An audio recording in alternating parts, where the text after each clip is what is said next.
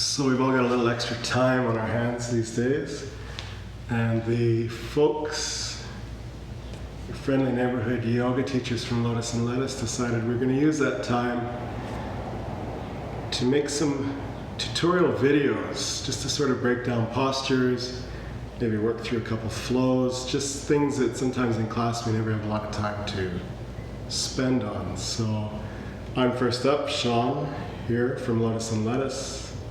And I'm going to break down a first primary posture that most people, regardless of their level of ability, usually run into the first or second class they come to. So we'll talk about Tadasana today, your mountain pose. So Tadasana, you want to work from Samastitihi. Samastitihi is equal standing pose, balanced in your feet. For most of us, a lot of us, we spend time clenched in our toes. We really grip deep into our toes. We squeeze into the mat, which brings our weight over our skis. In yoga, we prefer that you would be in your balls of the feet, drawing a triangle between heel, big toe mound, and little toe mound, keeping the skin stretched on the bottom of the foot and keeping the toes light and balanced with daylight between each toe. Pressing into the earth, connecting into the grounding energy of the earth. Samastitihi, equal standing pose. From there, you rise up and you find your mountain pose, or mountain with Anjali, or mountain extended, sometimes called Hasta Uttanasana. So thinking about the balls of the feet, the heels of the feet first, moving into standing. Trying to keep toe mounds and heels close together, touching ideally, but if you need heels apart to keep the shins balanced and long, then you just play with the distance between the feet that works best for you. And then working into the big toe mound, the little toe mound, and the heel, toes lifted and light, almost dancing, daylight between each toe, and we keep those lifted. We won't get into it today, but there's a bandha that gets engaged when you lift your toes as well, an energy lock. So from there, you're rooted down, all your weight pressed into Samastitihi, connected deep into the earth. These roots now provide the tether that you rise up from. So you release the muscles, you soften, and you float up from that grip, from Samastitihi. Everything rises without energy. You're trying to resist gravity. So how much energy, how much strength do you need to resist gravity? So without clenching, just start to create space in the knees. Stretch the back of the knees, but keep the kneecaps soft. Pull the hamstrings tight. Lift the pelvis off the femurs. Lift the ribs off the organs. Open broad across the shoulders, broad across the back of the shoulders. Keeping that collar lifted, bringing the heart up, and then reaching up through the crown. So for most of us, you come to yoga and you think it's like all your other workouts, and so you spend a lot of time clenched, gripped, every muscle engaged, trying to hold yourself in place. Yoga is meant to release hypertension. Yoga is meant to ease stress. It's not meant to introduce it. It's not meant for you to leave here in pain or injury or more tense than when you arrived. So the mistake I made in all my yoga poses initially, like in warrior, I was just gripped, killing it, beating yoga to death. It's not how we want to approach the mat. We want to invite yoga to join us on the mat. We don't want to chase yoga. We're not wrestling with yoga. Yoga is meant to be invited. So by being soft and relaxed, balanced between hyper rigid and tense, and lethargic and lazy lump. Tamas, the state of tamas in yoga, the state of raja in yoga, and then sattva, that beautiful sweet spot in between, balanced, almost floating, resisting gravity. So the other thing we do, a lot of us, most of us, we hold tension in our glutes, we squeeze our bum, we crush the lumbar vertebrae together, pop the ribs up because it feels like we're lifting, and in fact, this is causing injury. And then with all this clenching, with all this resistance, now to move any body parts, you're using all your strength against yourself. You're using all the strength of the rest of the body to try and break through that resistance. Let that go. Really shake it out.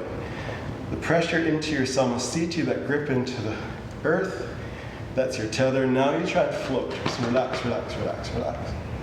Relax. Release. Soften.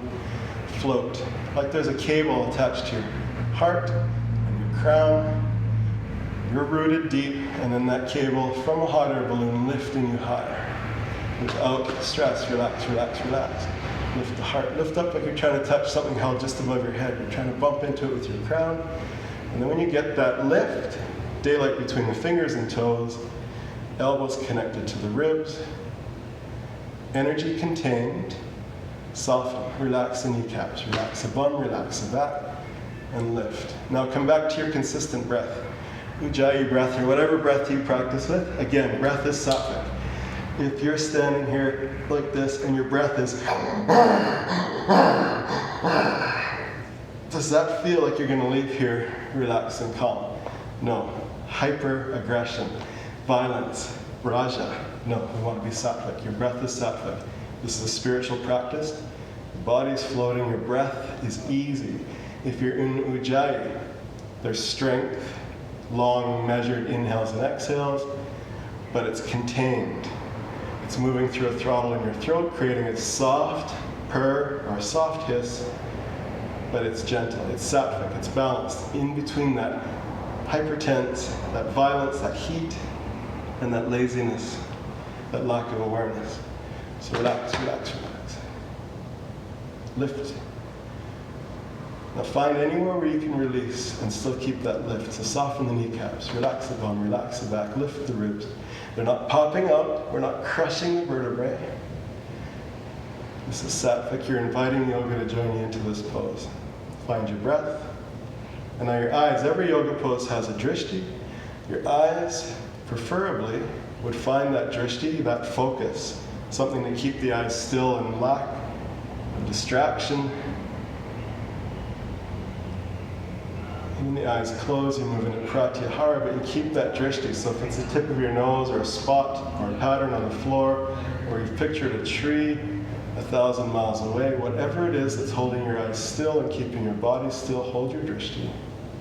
And just return to your breath.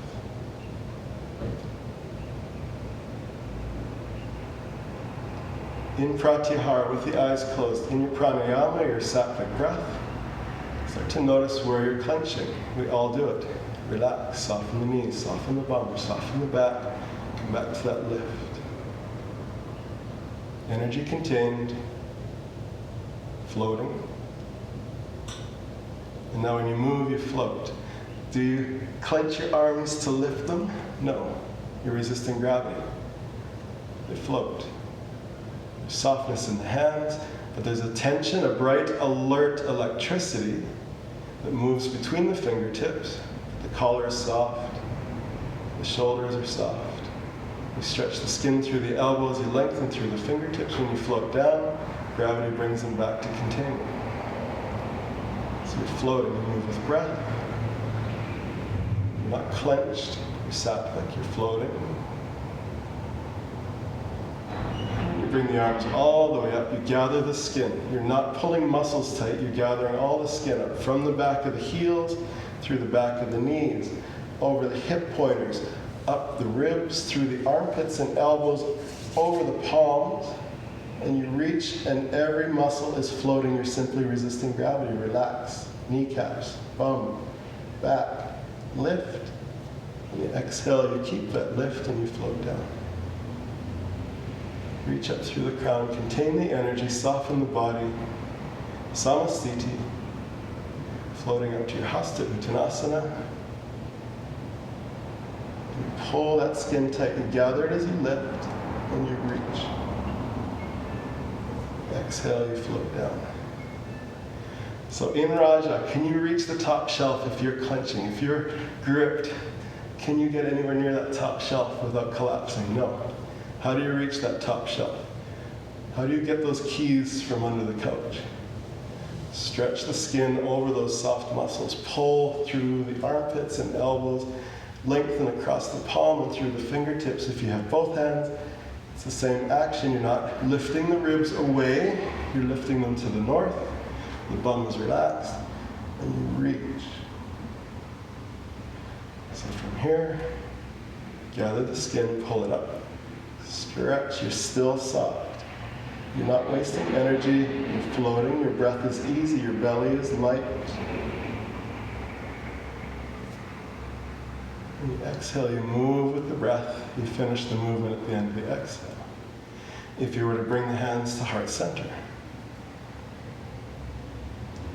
Anjali is soft.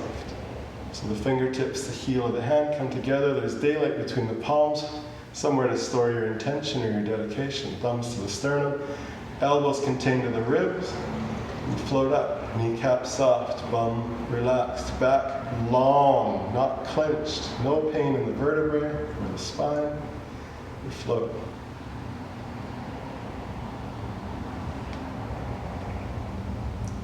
First demo, Tadasana.